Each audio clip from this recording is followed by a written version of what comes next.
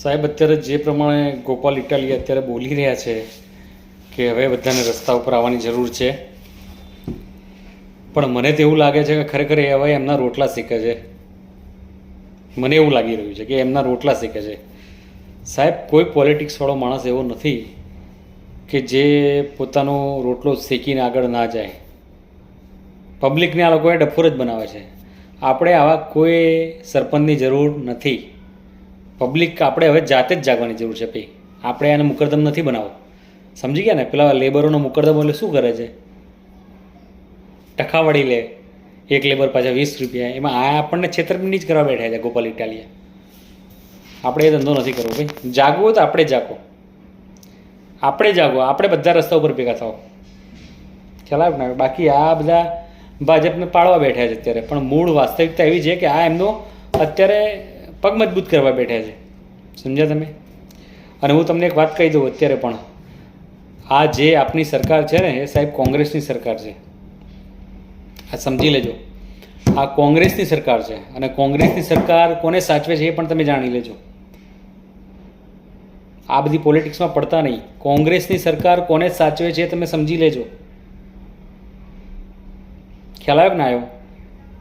જય શ્રી રામ બોલવું હોય અને આપણે અયોધ્યામાં જઈને જય શ્રી રામના નાળા લગાવવા હોય, કે હું તો કહું છું આપણે ઘરે લગાડવા હોય, તો હું તો કહું છું ભાજપને રાખો. ભલે યાર 150 રૂપિયા પેટ્રોલના ભાવ કરી આલે ને તો ચાલશે. હો, જરૂર પડે તો પછી આપણે એને બદલશું, પણ નવી પાર્ટી લાવીશું. બાકી આ જે પડી રહેલી પાર્ટીઓને એને નથી લેવી આપણે. છેતરે છે બધા ચલાવો આપણને. અને જે મૂળ કોંગ્રેસવાળા તો છે ને, એમને 100% છે. તમે સમજી ગયા હું શું કહેવા માગું છું? કોંગ્રેસવાળા તો 100% છેતરે છે. એટલે આપ અને કોંગ્રેસ આ બે મિક્સ થઈ ગયા છે. હવે કોંગ્રેસથી કંઈ બન્યું નહીં એટલે કોંગ્રેસે નવી પાર્ટી ઊભી કરી. આપ તમે સમજ્યા કે ના સમજ્યા હું શું કહેવા માગું છું? એટલે જય શ્રી રામ બોલવું છે તો ભાજપ બરાબર છે.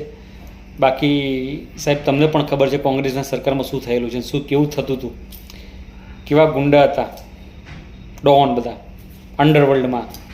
ભાજપની સરકાર આવીને બધા ગાયબ થઈ ગયા છે. એટલે મૂળ એવું નથી કહેતો ભાજપ ચોખ્ખી સરકાર છે. ભાજપ એ ચોર જ છે. ભાજપના નેતાઓએ અમુક તો ચોરી કરે છે, પણ એ આમાં શું છે, હવે રાજા બરાબર છે, પણ એના સેનાપતિને બધા અમુક માણસો તો એવા હોવાના જ છે. ભાઈ જુઓ, મોદી સાહેબ બરાબર છે, પણ મોદી સાહેબ એકલા શું કરે યાર? શું કરે મોદી સાહેબ? શું કરે?